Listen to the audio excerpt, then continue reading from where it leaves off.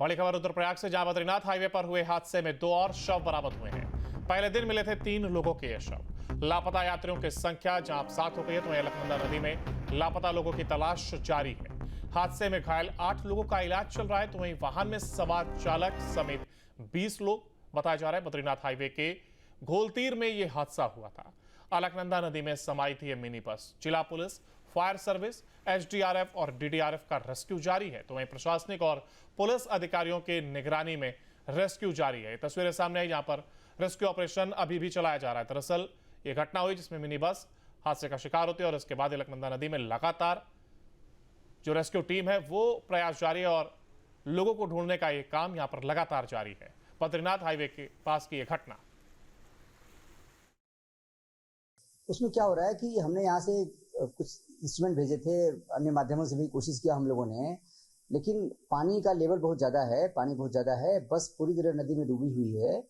इस कारण से बस कहीं दिख नहीं रही है। तो हम लोगों ने जहाँ घटनास्थल था वहाँ से लेकर श्रीनगर तक पूरा रेस्क्यू अभियान चलाया।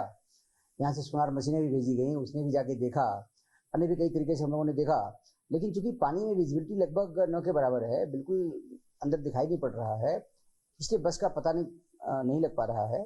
घटना के बारे में यह है कि कुल बस में 20 लोग सवार थे, मिनी बस थी 31 सीटर, और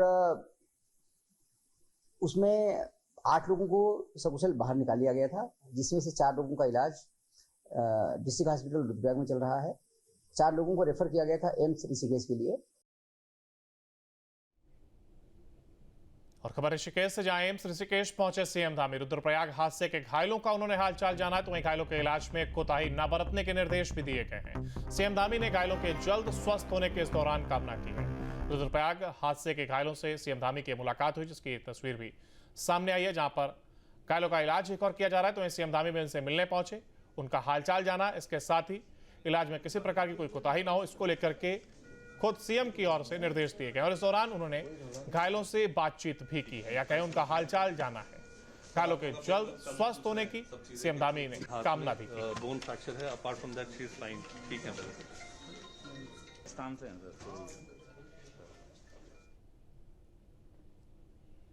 उत्तराखंड में त्रिस्तरीय पंचायत चुनाव पर लगी रोक हट गई है। हाईकोर्ट ने राज्य के 12 जिलों में त्रिस्तरीय पंचायत चुनाव में आरक्षण रोस्टर तय करने के खिलाफ दायर याचिका की सुनवाई के दौरान अहम फैसला सुनाया।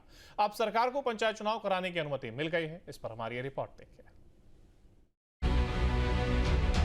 उत्तराखंड सरकार को हाईकोर्ट से बड़ी राहत मिली है। 12 जिलों में त्रिस्तरीय पंचायत चुनाव प्रक्रिया पर हाईकोर्ट की रोक हटा दी गई है। शुक्रवार को सुनवाई के दौरान चीफ जस्टिस कोर्ट ने अहम फैसला सुनाया। हाई कोर्ट ने राज्य के 12 जिलों में त्रिस्तरीय पंचायत चुनाव में आरक्षण रोस्टर तय करने के खिलाफ दायर याचिकाओं की सुनवाई की, जिसके बाद कोर्ट ने चुनाव प्रक्रिया पर लगी रोक को हटा दिया।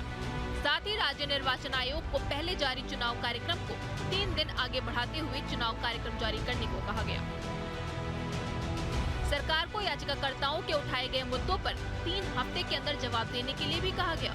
महाधिवक्ता SN बाबुलकर के मुताबिक अब रोक हटने के बाद चुनाव कार्यक्रम को एडजस्ट करना राज्य निर्वाचन आयोग का काम है। सरकार याचिकाओं पर तय समय पर जवाब दाखिल करेगी। मुख्य जो इसमें बिंदु ये था कि हमने अदालत से निवेदन किया था कि स्टे को वैकेट कर दिया जाए, तो कोर्ट ने हमारी बात स्वीकार कर ली, स्टे वैकेट कर दिया। अब चुनाव होगा, अपनी तरह से जो है कार्यक्रम जो है इलेक्शन कमीशन जारी करेगा और उसकी तरह से तो आगे चुनाव बढ़ेगा। कितना आगे बढ़ेगा चुनाव? 3 दिन 4 दिन? देखो 3 दिन का केवल डिले हुआ है, अब ये एडजस्ट करना जो है इलेक्शन कमीशन का काम है, कैसे करेगा वो करेंगे अपना। नोटिस भी किया है, जवाब भी दाखिल करना है तमाम चीज़। हाँ, जवाब 3 हफ्ते का हमें समय मिला है, हम जवाब दाखिल करेंगे, फिर मेरिट पे सुनवाई होगी। अब इलेक्शन में कोई जो है इसमें वो नहीं है, व्यवधान नहीं है। आरक्षण को लेके क्या कहा है कोर्ट ने फिलहाल? आरक्षण को लेके जो है प्राइम फेसाई कोर्ट सेटिस्फाइड है, बाकी जो है मेरिट पे जो भी होगा, जब काउंटर रिजॉइनर एक्सचेंज होंगे तो अगर कोई बात आएगी तो उसका जवाब दिया जाएगा।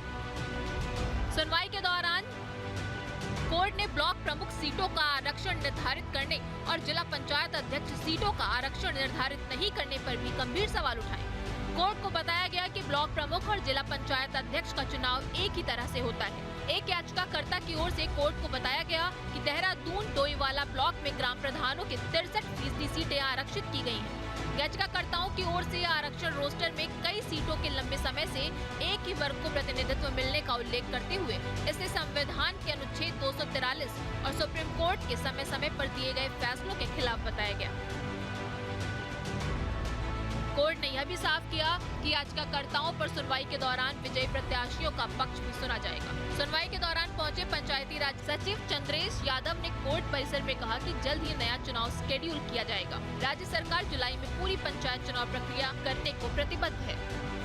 अधिवक्ता महोदय ने अभी आप लोगों को ब्रीफ किया है कि ऑनरेबल चीफ जस्टिस सर की कोर्ट में जो डिसीजन हुआ है, स्टे वैकेट हुआ है और एक हमें नया शेड्यूल जारी करना है, जिसको कि इलेक्शन कमीशन के परामर्श से राज्य सरकार के द्वारा नया शेड्यूल जारी किया जाएगा। और इलेक्शन जैसा कि हमने पहले भी कमिट किया था, सरकार का कमिटमेंट था कि जुलाई महीने में हम कंप्लीट कर लेंगे, तो हमारे इलेक्शन प्रोसेस जुलाई महीने में हम कंप्लीट करने के लिए कमिटेड है। Thank you. दरअसल बागेश्वर निवासी गणेश कांडपाल समेत अन्य ने याचिका दायर कर राज्य सरकार की ओर से 9 जून और 11 जून को जारी नियमावली और परिपत्र को याचिकाओं के माध्यम से चुनौती दी, जिसमें कहा गया था कि सरकार ने इस नियमावली में राज्य में अब तक के आरक्षण रोस्टर 0 घोषित कर दिया है और आरक्षण का नया रोस्टर जारी कर उसे पहली बार मौजूदा चुनाव से लागू माना जाएगा। याचिकाकर्ता के मुताबिक एक तरफ सरकार का यह नियम कोर्ट के पहले से जारी आदेश के खिलाफ है और दूसरा पंचायती राज अधिनियम 2016 की धारा 126 के मुताबिक कोई भी नियम तभी प्रभावी माना जाएगा जब उसका सरकारी गजट में प्रकाशन हो। त्रिस्तरीय पंचायत चुनाव पर लगी रोक हटने से राज्य सरकार को बड़ी राहत मिली है। Team news state. और हाईकोर्ट से पंचायत चुनाव की अनुमति मिलने के बाद बीजेपी और कांग्रेस ने चुनावों की तैयारी शुरू कर दी है। बीजेपी प्रदेश अध्यक्ष महेंद्र भट्ट ने कहा है कि हम हाईकोर्ट के फैसले का स्वागत करते हैं। सरकार ने जो चुनाव कराने का फैसला दिया था उस पर हाईकोर्ट ने मुहर लगाई है। तो वहीं कांग्रेस प्रदेश उपाध्यक्ष सूर्यकांत धस्माना ने कहा है कि बीजेपी सरकार पहले ही चुनाव कराना नहीं चाहती थी, इसलिए सरकार ने आरक्षण का गजट नोटिफिकेशन जारी न करने के बाद भी चुनाव कार्यक्रम जारी किया। चुनाव पर लगी रोक हट गई है। अनेकों लोग न्यायालय की शरण में गए थे, आरक्षण के विषय को लेकर गए, परिसीमन के विषय को लेकर गए, लेकिन सरकार ने जो निर्णय किया था उस निर्णय पर कोर्ट ने मोहर लगाई है। और मैं कह सकता हूं कि इस निर्णय ने अपोजिशन को भी इस बात का एहसास कराया होगा कि सरकार का जो निर्णय करती है वो विधान के अनुसार न्याय व्यवस्था के आधार पर ही करती है। आज चुनाव की फिर रोक हट गई है, हम लोग चुनाव के लिए तैयार हैं और जब भी अब नई तिथि चुनाव की आएगी, भारतीय जनता पार्टी चुनाव तिथि पर चुनाव के लिए कर संकल्पित है। हम चुनाव के लिए शुरू से तैयार थे। जब कार्यकाल समाप्त हुआ था पंचायतों का, उस समय भी कांग्रेस ने मांग करी थी कि तत्काल चुनाव का कार्यक्रम घोषित किया जाए। सरकार ने नहीं किया। जिन लोगों को भंग किया था उन्हीं को प्रशासक नियुक्त कर दिया।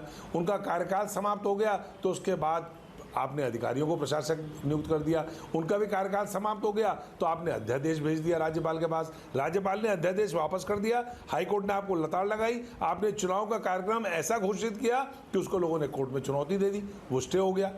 कांग्रेस पार्टी तो शुरू से तैयार थी। सारा जो कैओस हुआ है, सारी अफरा तफरी हुई है, ये सरकार की वजह से हुई है। आज हाईकोर्ट ने दोबारा से आदेश दिया है राज्य निर्वाचन आयोग को चुनाव कराने का। राज्य निर्वाचन आयोग कार्यक्रम घोषित करे। हम लोग चुनाव के लिए तैयार हैं।